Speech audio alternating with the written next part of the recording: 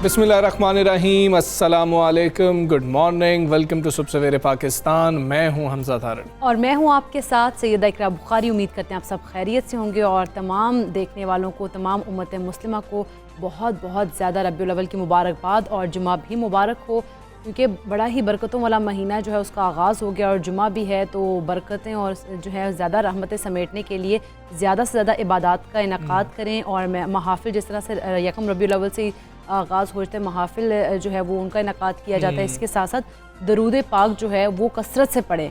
और क्योंकि जब आप पढ़ रहे होते हैं दुरूद व सलाम, ख़ास तौर पर रबीउल अव्वल के महीने में, वैसे तो उसकी फजीलत है ही, लेकिन रबीउल अव्वल के महीने में जब पढ़ रहे होते हैं और ख़ास तौर पर इसका सवाब जो है नबी करीम सल्लल्लाहु अलैहि वसल्लम की खिदमत अक़दस में पेश कर रहे होते हैं, तो जो इसका सवाब है वो और ज़्यादा हो जाता है। अच्छा, सबसे आसान इबादत भी शायद हमारे लिए यही है कि हम चल रहे हैं, सफ़र कर रहे हैं, फिर रहे हैं, फ्री बैठे सोने लगे हैं, हाँ, सोने लगे हैं, तो हम दरूद पाक जो है वो पढ़ सकते हैं। और ये सबसे आसान चीज़ है हमारे लिए। तो अब अपने जो है थोड़ी सी हम प्रैक्टिस बनाने की कोशिश करेंगे इन दिनों के अंदर। ये बड़ा ज़रूरी भी है सर, ये बड़ा ही अहम महीना है, बड़ा बरकतों वाला महीना है। अगर देखें नबी पाक सल्लल्लाहु अलैहि वसल्लम की आमद का महीना तो ये है ही है। साथ मदीना मुनव्वरा जब नबी पाक सल्लल्लाहु अलैहि वसल्लम गए तो वो भी रबीउल अव्वल का महीना ही था। हज़रत खदीजा से जिस वक्त निकाह हुआ नबी पाक सल्लल्लाहु अलैहि वसल्लम का, तब भी महीना कौन सा था? यही रबीउल अव्वल का महीना था। हमजा, हम देखते हैं जब भी रबीउल अव्वल का महीना आता है तो ऐसे लगता है कि हर चीज़ जो है, हर मतलब के सूरज को देख लें, हवा को देख लें,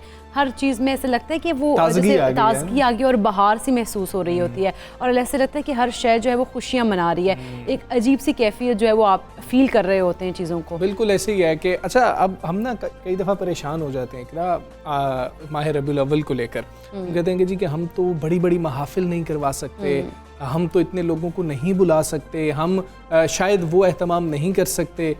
तो 2 लोग बैठ जाएं, 3 लोग बैठ जाएं, 4 लोग बैठ जाएं, जितने भी लोग हैं वो बैठें, जिक्र कीजिए और अच्छा, फिर ये अदा कीजिए कि जी कि जो नबी पाक की तालीमात हैं, जो उन्होंने हमारे लिए हमें बताया कि बेहतरीन ज़िंदगी इस तरीके से गुजारी जाती है, उस पर अमल करने का इरादा अगर हम कर लेते हैं और हम कहते हैं कि जी कि अब हम कोशिश करेंगे कि वो कोताहियाँ ना करें जो पहले कर रहे थे, तो इससे सल्लल्लाहु अलैहि वसल्लम पर अमल करना होगा। और दूसरा ये कि जिस तरह से हमजा भी कह रहा है कि 2-4 लोग बैठ जाएं, सिर्फ मकसद क्योंकि इसका ये होता है कि दुरूद सलाम जो है वो ज़्यादा से ज़्यादा उसका जिक्र करें और हुज़ूर अकरम सल्लल्लाहु अलैहि वसल्लम की खिदमत अक़दस में पेश करें, उसका सवाब उनको पहुँचाएँ। और साथ ही साथ जिस तरह से कहा था ना कि कुछ मीठा कहूँ, क्योंकि आप लोगों को ये हो कि बहुत ज़्यादा आपने खाने बनाने हैं, बहुत ज़्यादा एहतमाम करना है, अगर आपकी इतनी नहीं है, आप इतनी सकत नहीं रखते हैं, इतना अफोर्ड नहीं कर सकते हैं, तो फिर आप ये कर सकते हैं कि कुछ थोड़ा सा रख लें, मीठा रख लें, लेकिन और कुछ उसके ऊपर करके तो आप किसी को भी बांट दें, बच्चों में तकसीम कर दें चीज़ों को, लेकिन इसको इतना मत बनाए। इसका सिर्फ मकसद ये होता है कि आपने दुरूद सलाम जो है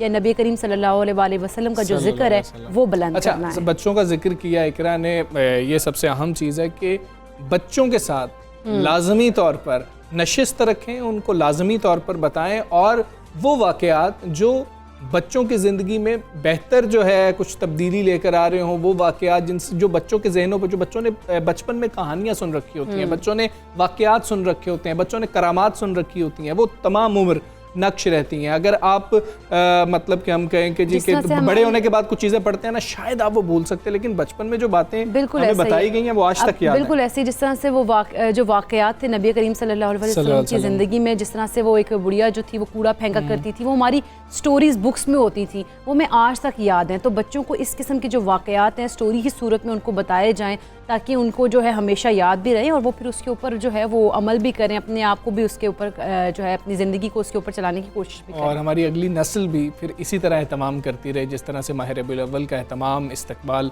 हम कर रहे होते हैं। और अब तो वैसे भी हुकूमत पाकिस्तान ने भी इस बार जो है वो कहा है कि बिल्कुल यकम से जो है 12 रबीउल अव्वल का ख़ास तौर पर जो अशरा इसको रहमतुल आलमीन सल्लल्लाहु अलैहि वसल्लम के तौर पर मनाया जाएगा। और स्कूल्स में तालीमी इदारों में तकारीरी मुकाबले और नात का मुकाबला भी करवाया जाएगा। हम बात ही करेंगे क्रिकेट की इंग्लैंड से, क्योंकि बड़ी खबर आई है और पाकिस्तान इंग्लैंड सीरीज़ मनसूखी का तनाज़ा इंग्लैंड और वेल्स क्रिकेट बोर्ड के जो चेयरमैन हैं लग ये रहा है कि उनको ले डूबा है और अब वो जो है चेयरमैन क्रिकेट बोर्ड नहीं रहे। बिल्कुल ऐसे बरतानवी मीडिया के मुताबिक एन वॉटमोर ने जो है वो चेयरमैन क्रिकेट बोर्ड के अहदे से इस्तीफ़ा दे दिया है और एन वॉटमोर के अहदे की मुद्दत जो है वो 5 साल थी, ताहम वो सिर्फ 13 माह अहदे पर फाइज रहे और उसके बाद उन्होंने इस्तीफ़ा दे दिया। इस सारी सूरत हाल पर बात करेंगे। हमारे साथ मौजूद है senior sports analyst Mirza Iqbal Baig साहब। मिर्ज़ा इकबाल बेग साहब अस्सलाम वालेकुम, गुड मॉर्निंग सर। सर, ये सारा जो सिनेरियो बना है हम तो खासे खुश हैं कि ये शायद उसी की एक कड़ी है जो मामला पाकिस्तान के साथ हुआ था। आप समझते हैं कि वजह बुनियादी तौर पर यही बनी है? वालेकुम अस्सलाम, सुबह खैर हमजा और इकरा आपको भी। मेरे ख्याल में ये वजह तो है, लेकिन इसके अलावा जो एशेज सीरीज का मामला था वो भी काफ़ी नज़रों में था, क्योंकि एशेज और इंग्लैंड और ऑस्ट्रेलिया के लिए तो एक बहुत बड़ी हैसियत रखती है।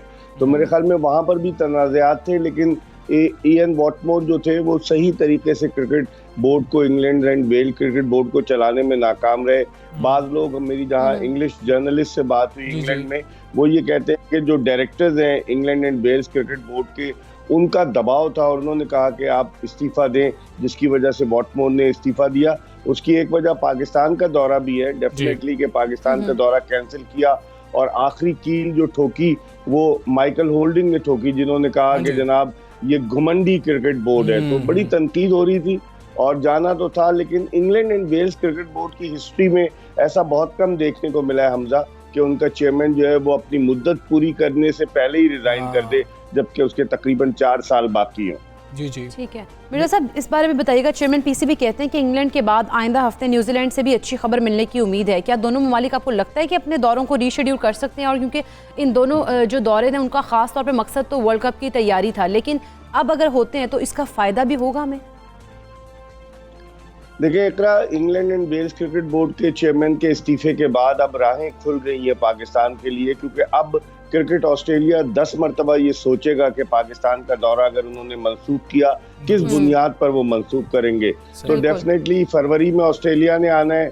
न्यूजीलैंड वैसे ही बैकफुट पर आ गया है। न्यूजीलैंड ने पाकिस्तान क्रिकेट बोर्ड को यकीन दहानी करा दी थी और अब यकीनन नए चेयरमैन जब आएंगे ईसीबी के, तो वो डेफिनेटली पाकिस्तान का दौरा करेंगे, क्योंकि सारे लोग खिलाफ हो गए। इवन वजीर आजम तक को नहीं पता था, प्लेयर्स एसोसिएशन इंग्लैंड की खिलाफ हो गई थी।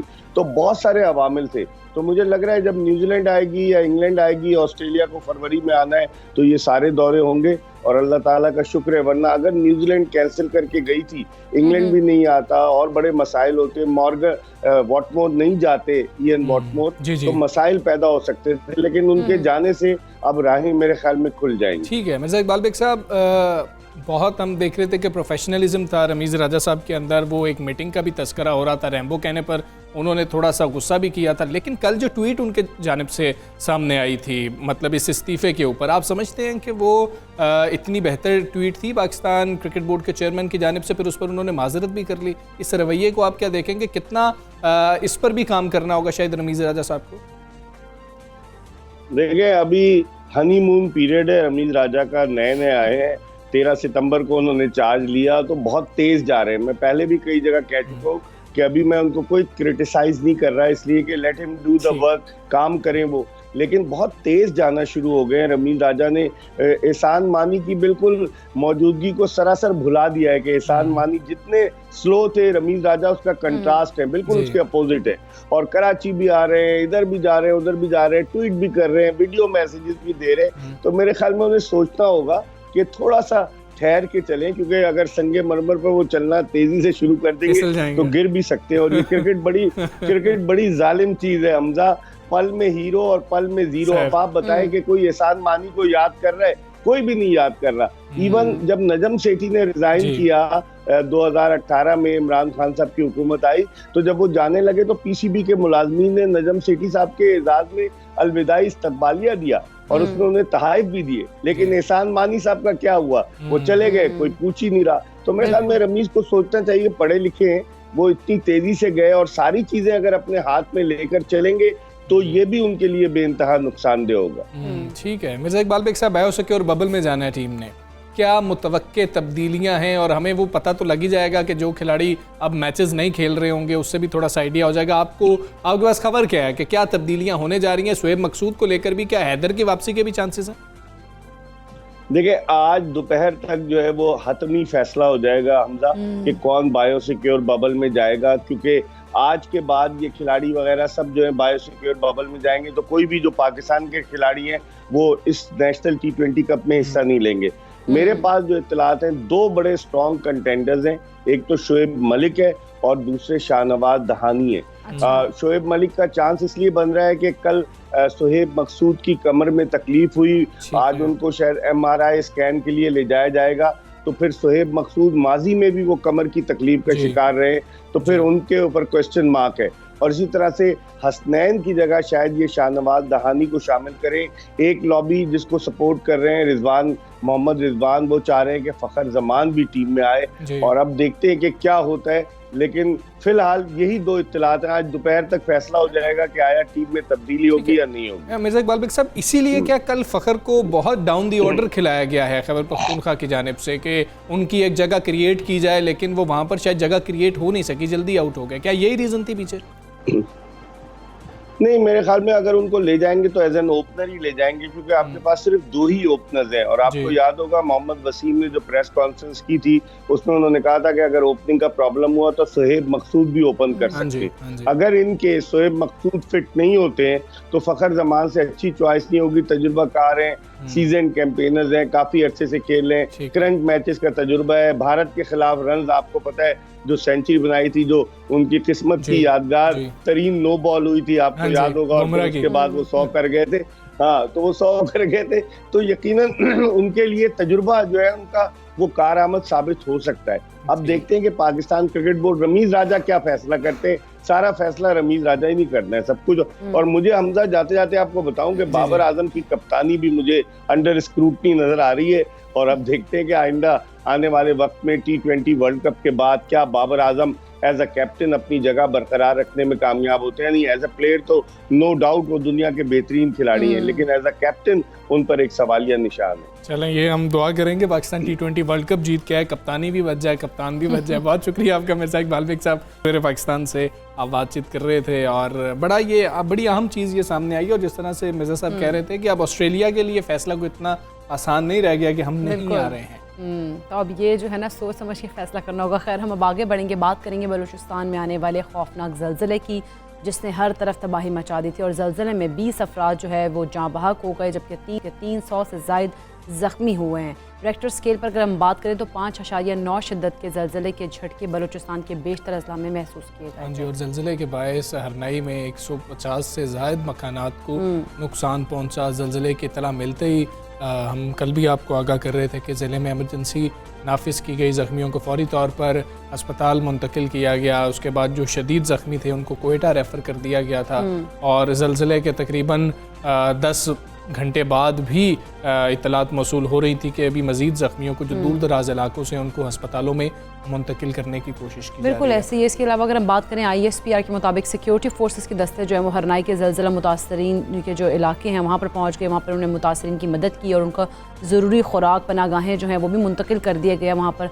और इसके अलावा आर्मी के डॉक्टर्स और पैरामेडिक्स जो हैं वो ज़रूरी अद्वियात के साथ जो है वो इलाके में भी मौजूद हैं इस वक्त। हाँ, और हम बात कर लेते हैं किफ़ायत अली हमारे साथ मौजूद हैं, क्या है ज़ख्मियों की वो हमें बताएंगे। जी किफ़ायत, आगाह कीजिएगा, ताज़ा तरीन अपडेट क्या है और क्या बताया जा रहा है कि कितने ज़ख्मी हैं, उनकी कितने हैं जिनकी हालत नाजुक है?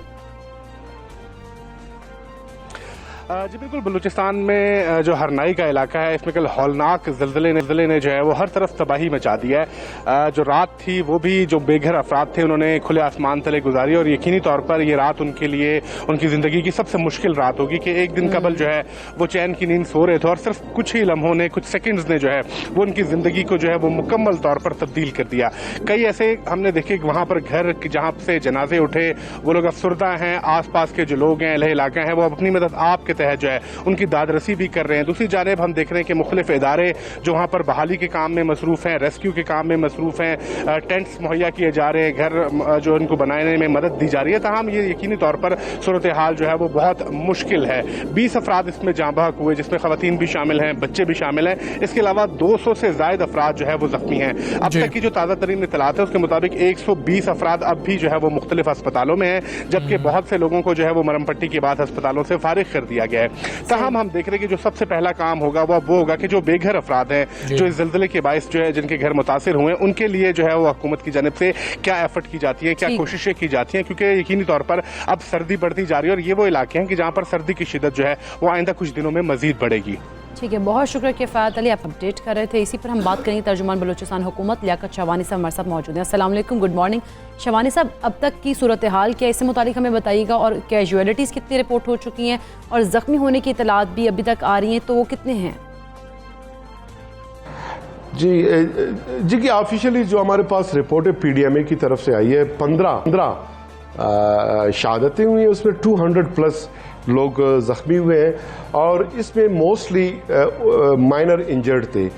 27 लोग जो है वो सीरियस ज़ख्मी हुए और उन्हें हेलीकॉप्टर एम्बुलेंसेस के जरिए अरनाई से कोयटा मुंतकिल किया गया और CMH। ठीक है शहवानी साहब, हरनाई की हो रही थी तो इलाके में सहूलियात के फुकदान का भी जिक्र रहा है। इमदादी कार्रवाइयों में कितनी मुश्किलात पेश आती रही हैं, ये भी बताइएगा।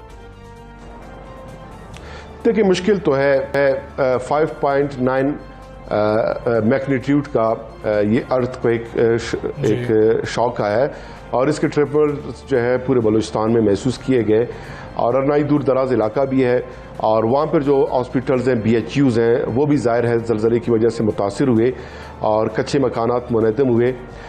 लेकिन ये है कि हमारे पाक आर्मी के जवान, FC के जवान, PDMA, डिस्ट्रिक्ट एडमिनिस्ट्रेशन, पूरी जो रियासती मशीनरी है वो अपने लोगों की खिदमत में फौरी तौर पर हालत पे आ गई है और लोगों को रेस्क्यू करना उन्होंने शुरू कर दिया और यही वो एफर्ट्स हैं सिंसियरिटी, डेडिकेशन के साथ जो किए गए कि अल्हम्दुलिल्लाह इस रेक्टर स्केल पे भी जो इतना बड़ा झटका आया, शुक्र अल्लाह का, उसमें नुकसानात कम हुआ।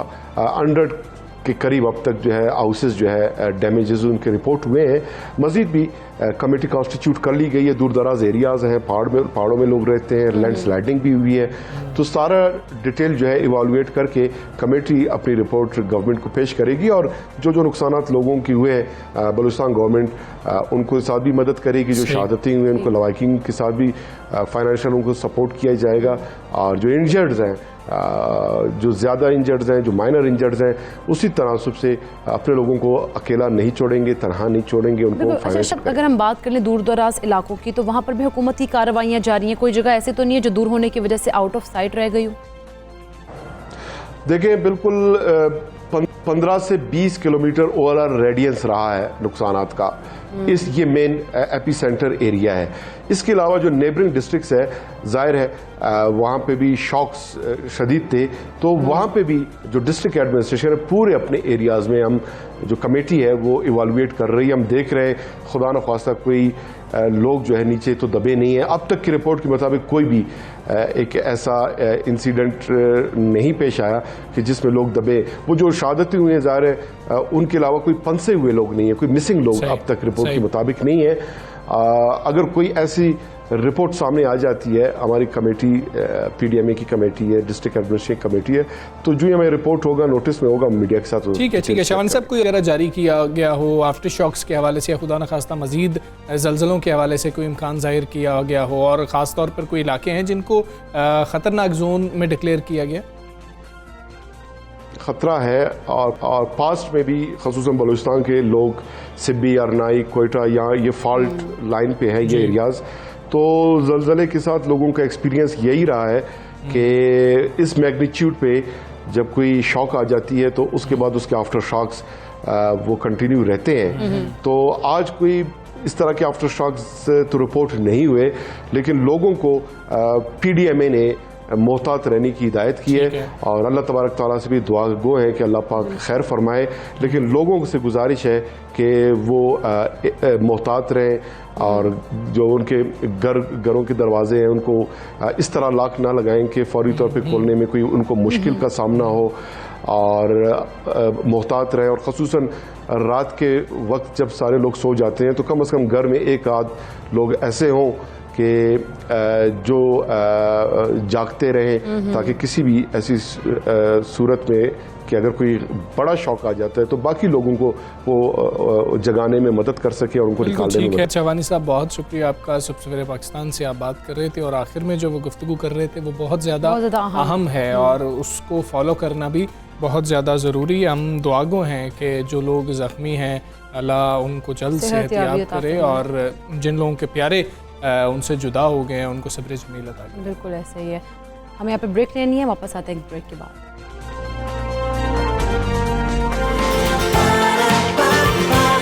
सुबह सवेरे पाकिस्तान, सुबह सवेरे पाकिस्तान।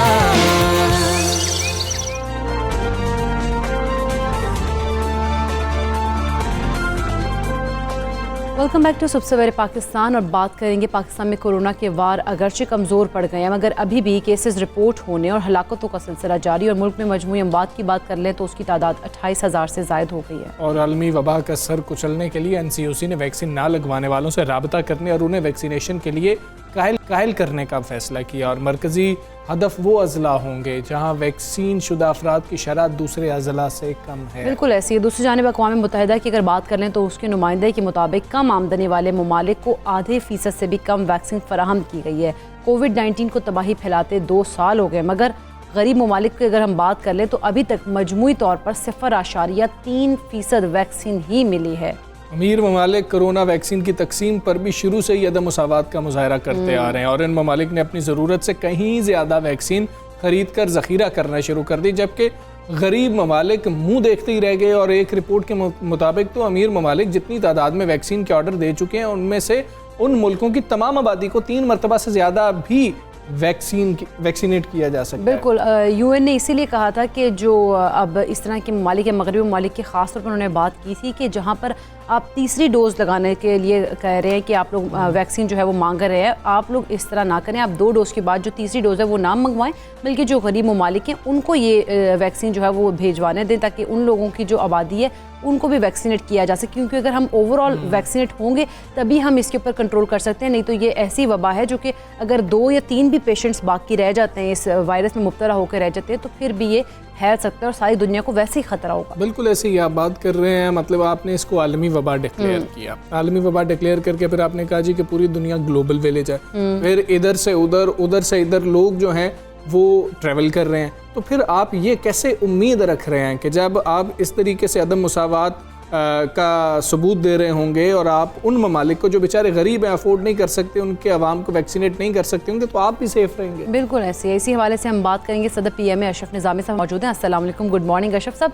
अगर हम बात करें अक़वाम मुत्तहिदा के नुमाइंदे की, जिन्होंने कहा कि कम आमदनी वाले ममालिक को आधे फीसद से भी कम वैक्सीन फराहम की गई है, इतने ज़्यादा इम्तियाजी सलूक की वजह आखिर क्या है? क्यों ऐसा किया जा रहा है? इतनी डिस्क्रिमिनेशन क्यों है? थैंक यू वेरी मच जी। एक देखिए कि जो दुनिया के अंदर बदकिस्मती से पहले हम एक कोल्ड वॉर कहते थे कि दुनिया जो है एक कोल्ड वॉर के साथ गुजर रही है, और अब बदकिस्मती से कॉर्पोरेट कल्चर जो है वो बहुत ज्यादा परवान चढ़ गया है। अब ये जो मतलब वैक्सीनेशन है, वैक्सीनेशन प्रोग्राम्स हैं, अब ये वैक्सीनेशन प्रोग्राम ये कारोबार है। मतलब कैसी, एक तो आप अवेलेबिलिटी ऑफ द वैक्सीन है और इसके बारे में मतलब सब WHO के जो चीफ हैं वो कह चुके हैं, फिर इसके अलावा जो वर्ल्ड मेडिकल एसोसिएशन है वो कह चुके हैं, डिफरेंट तंजीमें जो है इसके बारे में बहुत मतलब loudly they have louded about it कि जो डिस्क्रिमिनेशन जिसका आपने कहा फरमाया जैसे कि डिस्क्रिमिनेशन है, बिल्कुल ऐसा ही है।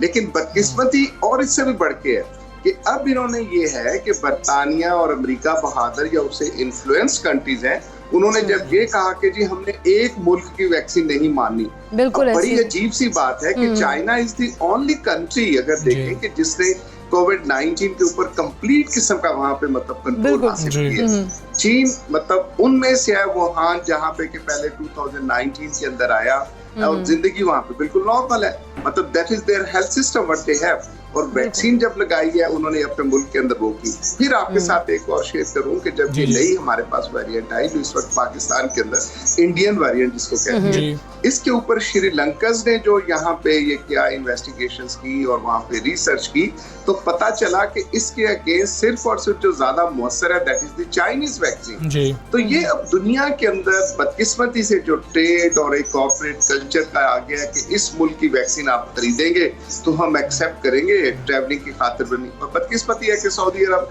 मतलब वेरी न्यूट्रल कंट्री हम समझते हैं मजहबी एतबार से, और बाकी उन्होंने भी जैसे किया कि पाकिस्तान के साथ कि पाकिस्तान ने मतलब जो सबसे ज्यादा हमने वैक्सीन की that was the Chinese who has helped अस कि हमारे यहाँ जिन्होंने वैक्सीन ली है। तो ये आपकी बात दुरुस्त है, 100% दुरुस्त है। और लेकिन दुनिया को जैसे पोलियो के लिए आज हम समझते हैं कि दुनिया के अंदर पोलियो का अगर एक केस भी है तो दुनिया महफूज नहीं है, इसी तरह से किसी एक मुल्क और एक खित्ते को 70-80% वैक्सीनेशन कराने से ये मकसद नहीं है कि वहाँ पे लोग जो। अच्छा डॉक्टर साहब, एक सबसे बड़ा मसला इसमें ये भी है मामले के अंदर कि अब ये तासुर उभरना शुरू हो गया है कि ये जो तरक्की याफ्ता ममालिक हैं इन्होंने तो इसको बिजनेस का जरिया बना दिया है कि अच्छा चीन की वैक्सीन हम एक्सेप्ट नहीं करेंगे, फलां की वैक्सीन हम एक्सेप्ट नहीं करेंगे, हम ये 4-5 वैक्सीन हैं सिर्फ यही एक्सेप्ट कर रहे होंगे ताकि आपको वही वैक्सीन खरीदनी पड़े और हमारा जो है ख़जाने को फ़ायदा हो रहा हो। इसकी वजह से जो नुकसान हो रहा है लोगों के जहनों में ये सवालात उठ रहे हैं, ये बिजनेस हो रहा है, ये अवाम की बेहतरी के लिए कुछ नहीं हो रहा है, इसलिए लोग वैक्सीनेट भी नहीं करवाना चाह रहे कि ये तो भाईजान बिजनेस हो रहा है। बिल्कुल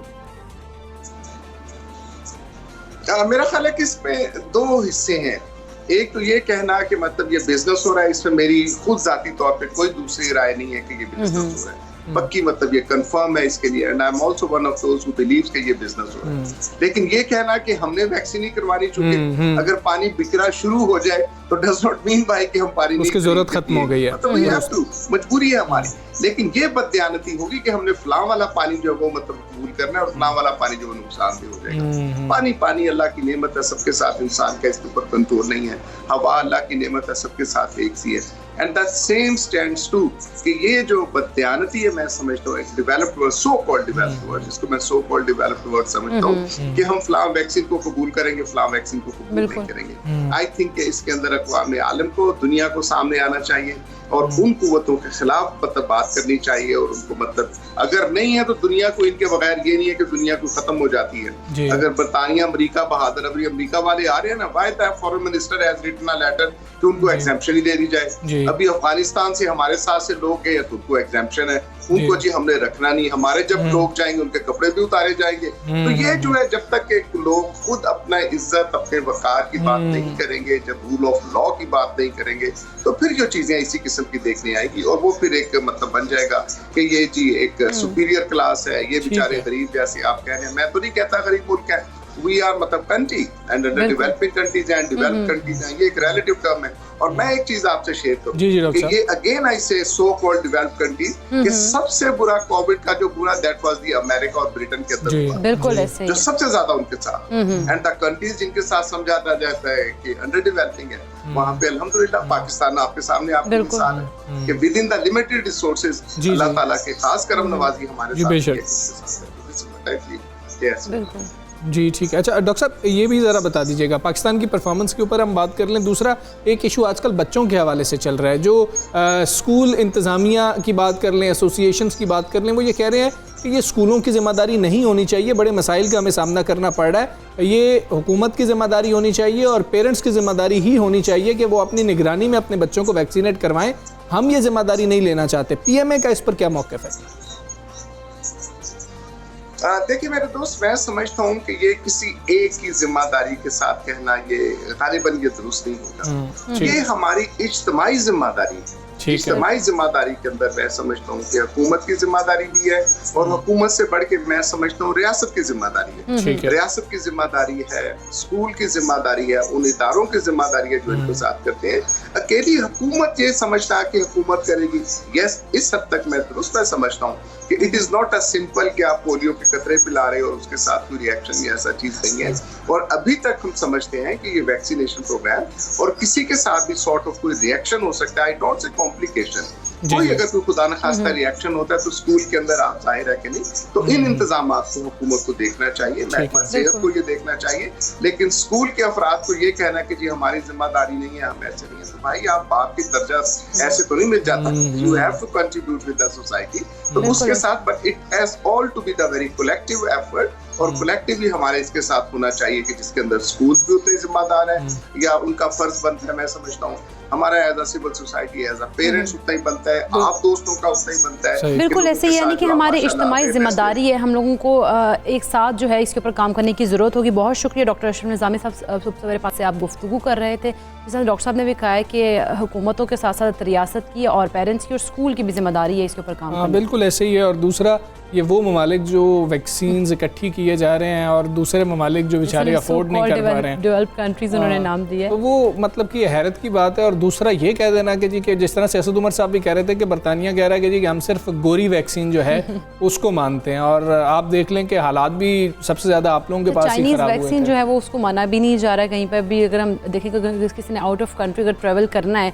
तो वहाँ पर भी उन्होंने कहा दिया कि जी अगर ये वाले जो आपने वैक्सीन, चीनी वैक्सीन जो लगाई है, तो फिर उसको हम नहीं एक्सेप्ट करेंगे। पता नहीं अब ये चीनी वैक्सीन से खौफ है या चाइना से वैसे एक खौफ है इन तमाम ताकतों को, ये हम सब अच्छी तरह से खैर अंडरस्टैंड करते हैं कि ये तमाम पॉलिटिकली फैसले किए जा रहे होते हैं। हम आगे बढ़ेंगे और बताएंगे आपको कि अच्छा, वैसे एक ना छोटे होते एक चीज़ जो सबसे ज़्यादा पसंद होती है और बच्चा शायद उस पर इतना ज़्यादा मुंह नहीं बना रहा होता, वो क्या होती है?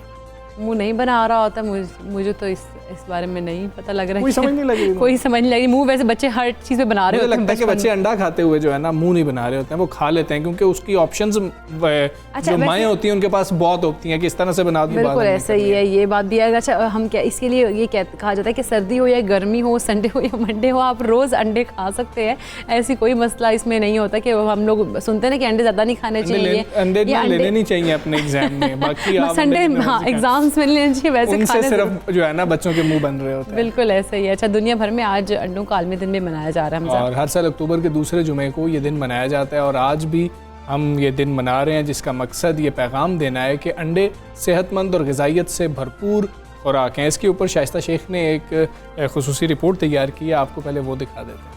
दरई यूनिवर्सिटी में डिपार्टमेंट ऑफ वेटरनरी साइंसेज की जानिब से अंडों के आलमी दिन के हवाले से आगाही सेमिनार मुनक्किद किया गया, जिसमें अंडे की अफादियत और इंसानी जान के लिए इसकी जरूरत को उजागर किया गया। मेहमान खसूसी प्रोफेसर डॉक्टर रोबीना फारूक ने तलबा की जानिब से सजाए गए स्टॉल्स का दौरा किया। एक ही एग है जो एक सेल है जिससे पूरा चिक बनता है, तो इसका मतलब है कि उसमें फुल ऑफ न्यूट्रिएंट है और वो हमारे लिए एक हेल्दी सोर्स ऑफ प्रोटीन है। जो एग है वो एक एनर्जी फोटोन है, एक रिच सोर्स ऑफ एनर्जी है, उसके अंदर बहुत सारे मिनरल्स और प्रोटीन रिच डाइट है। बॉडी के जितने फंक्शंस होते हैं वो प्रोटीन डिपेंडेंट होते हैं। माहिरीन भी कोरोना वबा के दौरान कुव्वत मुदाफियत बेहतर बनाने के लिए अंडे को मुफीद गर्दानते हैं। अपने डाइट में अंडे को लाजमी शामिल करें, क्योंकि वो एक उसके जो न्यूट्रिएंट्स हैं, जो कंपोजिशन है, उसमें वो सारे मिनरल्स,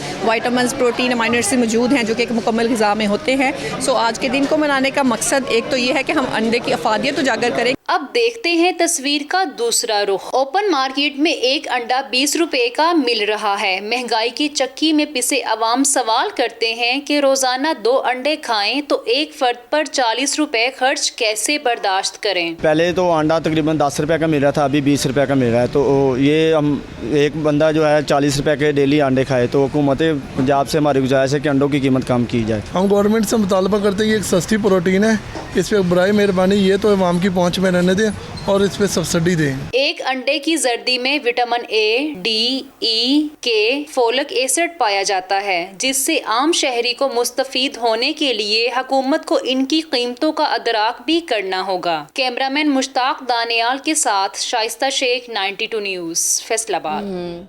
ये खुद रिपोर्ट आपने देखी अंडों के आलमी दिन पर शाइस्ता ने बनाई है, और इसकी ग़िज़ाइयत के बारे में जानना बहुत ज़्यादा ज़रूरी है, इसीलिए हम बात करेंगे। सारा फारूकी हमारे साथ मौजूद है स्टूडियो में। अस्सलाम वालेकुम, गुड मॉर्निंग सारा। सबसे पहले तो आज जिस तरह से अंडों का आलमी दिन मनाया जा रहा है, हमें इसकी ग़िज़ाइयत के बारे में बताइएगा, और ये भी बताइएगा कि फार्म का अंडा या देसी अंडा, दोनों के फ़वाइद एक जैसे हैं या फिर डिफरेंट? डिपेंड करता है कि आपने जो चिकन जो है आपका जो मुर्गी, आप उसको किस तरह की ग़िज़ा दे रहे हैं। अगर तो आप उसको बहुत मतलब इस तरह की ग़िज़ा दे रहे हैं जिसके अंदर ओमेगा 3 फैटी एसिड्स भी हैं, तो वो उसकी ग़िज़ायत बढ़ जाती है जो उसका अंडा होता है, तो उसकी ग़िज़ा पे बहुत ज़्यादा डिपेंड करता है। तो देसी अंडे निस्बतन जो है वो ज़्यादा बेहतर होते हैं। और दूसरा ये भी है कि इसकी ग़िज़ायत इतनी ज़्यादा इसलिए भी है क्योंकि इसमें तमाम आपके न्यूट्रिएंट्स मौजूद हैं, यानी आपको सारे मिनरल्स और वाइटामिन्स मिल रहे हैं। विटामिन ए, डी, ई, के, फिर सेलेनियम, उसके अलावा आपको जो है B6, B12, ये सारे जो हैं वाइटामिन्स और मिनरल्स इसमें मिल जाते हैं। तो बच्चों के लिए, बड़ों के लिए, हर एज ग्रुप के लिए मुझे लगता है हर रोज़ एक अंडा लाजमी आपको लेना चाहिए। अच्छा, ये भी एक है कि जी जर्दी नहीं खानी चाहिए या बच्चों को नहीं देनी चाहिए, ये मतलब कि मिथ है? बिल्कुल मिथ है। आप जर्दी के साथ खा सकते हैं अनलेस कि आपको कोई कंडीशन है, कोई हेल्थ प्रॉब्लम है। हाँ जी, एग्जैक्टली। अगर किसी को जो है हार्ट का इशू है या किसी का कोलेस्ट्रॉल बहुत इंक्रीज है, उस सूरत में कई सूरतों में हम लोग मना कर देते हैं, लेकिन वो टेम्परेरी होता है। लेकिन मोस्टली अगर आप एक अंडा रोज़ इस्तेमाल करते हैं तो आपके लिए अच्छा है। ये हरगिज़ ना समझें कि जो डाइटरी कोलेस्ट्रॉल है, डाइटरी कोलेस्ट्रॉल यानी जो आप डाइट से कोलेस्ट्रॉल लेते हैं, आपके अंडे के अंदर कोलेस्ट्रॉल मौजूद है, अराउंड 186 to 200 मिलीग्राम के बीच होता है। तो वो आपका जो ब्लड का जो कोलेस्ट्रॉल है वो इंक्रीज़ कर देता है, ऐसा नहीं होता। ठीक है, उसका डायरेक्टली ऐसी रिसर्चेस हो चुकी हैं कि डायरेक्टली लिंक नहीं है। तो बहुत कम ऐसे लोग होते हैं जिनका एक्चुअली में थोड़ा बहुत कोलेस्ट्रॉल इंक्रीज़ होता है, लेकिन मोस्टली एक अंडे खाने से कुछ नहीं होता। अच्छा, यानी कि तो आप एक पूरा अंडा जी बिल्कुल खा सकते हैं और वो आपकी हेल्थ के लिए बहुत अच्छा है। और बच्चों उसमें के लिए? हाँ जी, बच्चों के लिए, बड़ों के लिए उसमें प्रोटीन्स इतनी अच्छी क्वांटिटी में मौजूद है और आपके जैसे कहते हैं ग्रोथ के लिए बहुत ज़्यादा ज़रूरी है। तो ये कभी ना कीजिएगा कि भाई आपने उसकी जर्दी अलग कर देनी है और आपने जो है सिर्फ डाइट कर रहे होते हैं वो सिर्फ मतलब एग डाइट पे आ जाते हैं, वो कितनी ठीक है नहीं ठीक और कितने अंडे खाने चाहिए, मैक्सिमम ये रेंज है, इससे ज़्यादा ना खाएं। देखें वैसे अगर आप देखें तो एक दिन के अंदर 300 मिलीग्राम से कम आपको कोलेस्ट्रॉल लेना चाहिए। ठीक है, तो 300 मिलीग्राम यानी मैक्सिमम क्वांटिटी है और एक अंडे में मैंने आपको बताया कि 200 मिलीग्राम वहाँ आपका कंप्लीट हो जाता है। तो पूरे दिन में आप जितना भी फूड का इंटेक करेंगे ऑटोमेटिकली कोलेस्ट्रॉल की जो है वो अमाउंट इंक्रीज़ हो जाएगी बॉडी के अंदर। तो आप इतना ज़्यादा भी अंडों का इंटेक नहीं कर सकते कि आप दिन में 6 अंडे जैसे कई लोग खाना शुरू कर देते हैं या 8 अंडे के। अगर किसी ने बॉडी बिल्डिंग करनी है तो वो ज़्यादा अंडों का इंटेक करना शुरू कर दें। तो प्रोटीन्स के और भी बहुत सारे जिसे कहते हैं कि सोर्सेज हैं, तो आप सोर्सेज चेंज करें अपने लिए, तो ये बहुत ज़्यादा ज़रूरी है। अच्छा, एक और बात ये कि बच्चों को खास तौर पे जब वो 6 मंथ्स के बाद जिससे उनके वीनिंग वाला स्टार्ट होता है तो फिर उसमें उनको होता है कि अंडा जो दिया जाता है वो उसको कौन सी फॉर्म में देना चाहिए? लाइक ज़्यादातर लोग जो है वो हाफ बॉयल पसंद नहीं करते, जो फुल बॉयल होता है वो खाना चाहिए। मेरे तरह के भी लोग नहीं, फुल बॉयल ही खाना चाहिए। आप जो है अच्छे तरीके से उसे कुक करके जो है यूज़ करें। उसकी एक बड़ी रीज़न ये है कि अगर आप हाफ कुक भी यूज़ करें तो कई दफ़ा वो कंटामिनेटेड भी होता है, उसके ऊपर जो है कोई बैक्टीरियल कंटामिनेशन भी होती है, फूड पॉइजनिंग हो जाती है, बच्चों में अक्सर औकात एलर्जिक रिएक्शन भी हो जाता है। तो हाफ बॉयल तो आप ना ही यूज़ करें तो बेहतर है, उसको हाँ फुली बॉयल यूज़ करें। बहुत सारी बातें होती है कि हाफ बॉयल बच्चों को खिला दें, वो थोड़ा नहीं, उसमें और भी चीज़ें हैं कि आपकी बॉडी में जो बायोटिन है, एक जिसे कहते हैं इंपॉर्टेंट वाइटामिन है, वो उसकी एब्जॉर्प्शन डिक्रीज़ हो जाती है अगर अंडा सही से कुक ना हो, क्योंकि उसमें एक सर्टेन प्रोटीन है जो उसके साथ बाइंड हो जाता है और जो है उसको बॉडी से एक्सक्रीट होता है। अंडे का टाइम होना चाहिए कि ज़्यादा बेहतर है कि इस टाइम ले लें या फिर नहीं पूरे दिन में किसी नहीं, पूरे दिन में आप किसी भी टाइम पे यूज़ कर सकते हैं। अंडे की आप इतनी सारी डिशेस बनाते हैं पूरे दिन, हम लोग तो सालनों में भी यूज़ कर रहे होते हैं, हम लोग सुबह के नाश्ते से लेके पूरे दिन में आप इस्तेमाल उसको कर सकते हैं, उसमें कोई मसला नहीं है। अच्छा, दूसरे मतलब कि मुख्तलिफ हम बात कर रहे थे कि इक़साम है, अब वो मुख्तलिफ तरीके हैं कि इस तरह से भी चीज़ भी डाल दी, ये चीज़ भी डाल दी, ये सारा कुछ कर लिया। सबसे बेहतरीन क्या है बच्चों के लिए ख़ास तौर पे, जिस तरह से इकरा भी बात कर रही थी कि सबसे बेहतर है कि बच्चा खाए सही, लेकिन किस तरह से खाए? वो बॉइल्ड फॉर्म में भी खा सकते हैं, आप स्क्रैम्बल्ड एग्स बना सकते हैं, ठीक है, आप ऑमलेट बना सकते हैं, उसके अंदर वेजिटेबल्स ऐड कर दें क्योंकि बच्चे वेजिटेबल्स से भागते हैं। तो आप जो ऑमलेट्स बनाते हैं उसके अंदर वेजिटेबल्स जो है ऐड कर दिया करें ताकि उनको भी इतना आइडिया ना और उनका टेस्ट डेवलप होना शुरू हो जाए। तो कई दफ़ा जो है जो ज़रा ओल्डर एज के बच्चे होते हैं उनको थोड़ा सा तंग करते हैं कि भाई हमने ये नहीं खाना है, ये वो वेजिटेबल्स नहीं खानी, तो आप वो ऐड कर सकते हैं, इनकॉर्पोरेट कर सकते हैं, साथ में उस तरह की डिशेस भी बना सकते हैं। तो उस तरह बस आपने अंडा किसी तरीके से देना है, अब आप किसी भी फॉर्म में उनको जो है वो बना के दे सकते हैं। जैसे एक कुछ होता है जैसे मौसम के हवाले से भी लोग बड़ा बात करते हैं कि गर्मियों में अंडे कम खाने चाहिए और सर्दियों में खाने चाहिए ज़्यादा। इस बारे में भी थोड़ा हमें बताएं कि गर्मियों में अंडे बाकी में नहीं खाने? नहीं, ऐसा कुछ भी नहीं है। नहीं, आप हर रोज थ्रू आउट द ईयर नहीं, आप थ्रू आउट द ईयर जो है आप इस्तेमाल कर सकते हैं। एक अंडा आपको कुछ भी नहीं कहता अगर आप एक रोज़ नाश्ते में यूज़ कर लेते हैं। रोज़ अगर एक अंडा खा रहे हैं, वैसे तो हमें कहा जाता है रोज़ अंडा ना खाओ, गर्मी हो जाए। नहीं, ऐसा कुछ भी नहीं, मैं तो सारी ज़िंदगी खा रही हूँ। अच्छा, यानी कि ये सारी बातें बनी हुई हैं? नहीं, सारी बातें सारी मिथ मिथ्स हैं बेसिकली, बस आप रिसर्चेस भी हो चुकी हैं। एग्जैक्टली रिसर्चेस हो चुकी हैं कि ऐसे ये सारे मिथ्स हैं, खासतौर पे कोलेस्ट्रॉल को लेके जो है ये भी सारे मिथ्स हैं, इन पे भी रिसर्चेस हो चुकी है कि अराउंड 70% लोग जो हैं उनको कोई फ़र्क नहीं पड़ता, उनका ब्लड कोलेस्ट्रॉल इससे इंक्रीज़ नहीं होता। हाँ, कोई 30% ऐसे होते हैं जिनके ऑलरेडी कोई हेल्थ इश्यूज़ चल रहे हों, या वो बहुत ज़्यादा जिसे कहते हैं कि वो एलर्जिक हों, या उनका हो सकता है कि कोलेस्ट्रॉल जो है थोड़ा सा रेज़ हो जाए, बहुत ही कम अमाउंट में रेज़ होता है, लेकिन इतना ज़्यादा रेज़ नहीं होता, क्योंकि आप एक दिन में कितने अंडे खा लेते हैं, आप कोई मतलब 7-8 अंडे तो हम लोग एक दिन में नहीं खाते, एक ही अंडा खाना होता है। तो वैसे भी सर्दियों में तो इतने महंगे हो जाते हैं कि वो फिर हम इतने अफोर्ड भी नहीं कर सकते ना खाना। बहुत शुक्रिया आपका सारा। सबसे पाकिस्तान का ऐसा बनी तो अंडा लाजमी तौर पर खाना चाहिए, जो सारी बातें बनी हुई हैं उनको आप साइड पर रख दें। बच्चों को भी खिलाएं, लेकिन बच्चे खुद ना खाएं अपने पेपर्स में, अपने स्कूल के टेस्ट में अंडे लेके ना आए, बच्चे खरीद के जरूर लाएं, लेकिन अपने एग्जाम में ना लेकर आए अंडे, ये बहुत ज़्यादा ज़रूरी है। लेकिन आज क्योंकि अंडों का आलमी दिन मनाया जा रहा है, तो लाजमी तौर पर अगर आपने अंडा नहीं खाया तो आज अंडा लाजमी खाइएगा। हम एक ब्रेक लेते हैं, ब्रेक के बाद वापस आएंगे। Stay with us.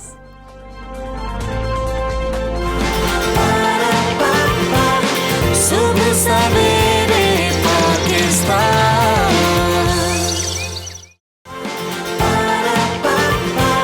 सुबह सवेरे पाकिस्तान। माहौलियाती तब्दीलियों के हवाले से बात करेंगे। इससे निमटने के लिए हुकूमत पाकिस्तान की कोशिशों को जो है आलमी सतह पर सराहा भी जा रहा है, उसका आलमी सतह पर एतराफ़ भी किया जा रहा है, और आलमी बैंक का अब कहना है कि मौसमियाती तब्दीलियों से निमटने में पाकिस्तान सबसे ज़्यादा काविश है। बिल्कुल ऐसी है। पाकिस्तान के भरपूर इक़दामात की मुकम्मल हिमायत भी उन्होंने किया, और उन्होंने इसके अलावा मौसमियाती असरात से मुतालिक एक इंडेक्स में पाकिस्तान की पोजीशन में मुसलसल देखा गया कि बेहतरी आ रही है। आलमी बैंक के मुताबिक पाकिस्तान ने दुनिया भर में सबसे ज़्यादा माहौल दोस्त इक़दामात किए हैं, और ये बात किसी हद तक दुरुस्त भी है कि पाकिस्तान आलूदगी और माहौलियाती चैलेंजेस से भरपूर अंदाज से निमट भी रहा है। लेकिन अभी मंजिल बहुत ज़्यादा दूर है। गुज़श्ता रोज़ की हम बात कर लेते हैं। एयर क्वालिटी इंडेक्स ने दुनिया के आलूदा तरीन शहरों की फहरिस्त में लाहौर को पहला नंबर दिया, जबकि कराची तीसरे नंबर पर रहा है। हमारी इतनी काविशों के बाद भी अगर हम एयर क्वालिटी इंडेक्स की बात कर रहे हैं तो उसमें फिर लाहौर सबसे ऊपर है, फिर तीसरे नंबर पे कराची है, फैसलाबाद भी उसके अंदर आ जाता है। तो हमारे बड़े शहर ख़ास तौर पर हमेशा देखा जाता है तो वहाँ की फ़ज़ा अच्छी नहीं है। बिल्कुल ऐसी हम देखते हैं कि सर्दियाँ आती हैं और सर्दियों की दस्तक देते ही, जैसे हम देखते हैं पंजाब की अगर हम सूरत हाल देखें, पिछले 2 सालों में ये हुआ है कि स्मोक का जो राज है वो बरकरार रहता है, और हालत ये हो जाती है कि सूबे में स्मोक पर काबू पाने के लिए दफ़ा 144 भी नाफिज करना पड़ती है हर दफ़ा, और इस बार भी उन्होंने यही करना है और कर दिया गया। और फ़ज़ा को स्मोक से बचाने के लिए पुराने डिज़ाइन के भट्टों को बंद रखा जाएगा, कूड़ा करकट जलाने, tyre, plastic, polythene bags, rubber, leather item समेत इससे मुतल्लिका तमाम चीज़ों को आग लगाने पर पाबंदी होगी। और बहैसियत कौम हमें ये समझना होगा कि हमने भी तो अपना किरदार अदा करना है, और माहौलियाती आलूदगी पर काबू पाना बहुत ज़्यादा ज़रूरी है। अगर हमने ना पाया तो हम अपनी ज़िंदगियों को बहुत ज़्यादा नुकसान पहुँचा रहे हैं। आने वाली नस्लें भी हमें कोसती रहेंगी कि ये पता नहीं क्या करके गए। बिल्कुल ऐसे ही हमें खुद से ही इसके ऊपर ख़ासा ख्याल रखना होगा, और जिस तरह से उन्होंने कहा है हमें इसके ऊपर अमल दरामद भी करना होगा। अच्छा, मलिक अमीन असलम साहब ने इस हवाले से क्या कहा है वो भी आपको सुना। वर्ल्ड बैंक ने अपना डेटा रिलीज़ किया, उसके मुताबिक पाकिस्तान उन ममालिक में है जिन्होंने अपनी डेवलपमेंट को क्लाइमेट चेंज के मुताबिक ढाल लिया है और दुनिया को एक काबिल तकलीद रास्ता फराहम किया है। इसके मुताबिक, इस डेटा के मुताबिक पाकिस्तान इस वक्त दुनिया में नंबर 1 है उन ममालिक में जिन्होंने हाईएस्ट परसेंटेज अपनी डेवलपमेंट फाइनेंसिंग का क्लाइमेट चेंज के मुताबिक लगाया है, और 44% पे पाकिस्तान इस वक्त दुनिया में नंबर 1 आया है। तो ये जो प्राइम मिनिस्टर इमरान खान साहब का विजन है उसको इंडोर्स भी करता है, और ये भी बताता है कि किस तरह दुनिया के ममालिक अपनी तरक्की करें ताकि वो क्लाइमेट चेंज के मुताबिक उस तरक्की को ढाल सकें। मलिक अमीन असलम साहब की गुफ्तगू आपने मुलाहिजा की, इस हवाले से हम बात करेंगे। मारूफ माहिर माहौलियात मोमी सलीम हमारे साथ मौजूद हैं। अस्सलाम वालेकुम, गुड मॉर्निंग। मोमी सलीम साहिबा, मुल्क की अगर हम बड़े शहरों की बात करें, एयर क्वालिटी बेहतर क्यों नहीं हो रही है, इसकी क्या वजह है? और इन सर्दियों की अगर हम बात करें, स्मोक लाहौर और कराची जैसे बड़े शहरों को दोबारा मुतासर कर सकती है, और कर सकती है तो कितनी हद तक मुतासर कर सकती है? जी वालेकुम अस्सलाम, और पहले शुक्रिया प्रोग्राम में मदद करने के लिए।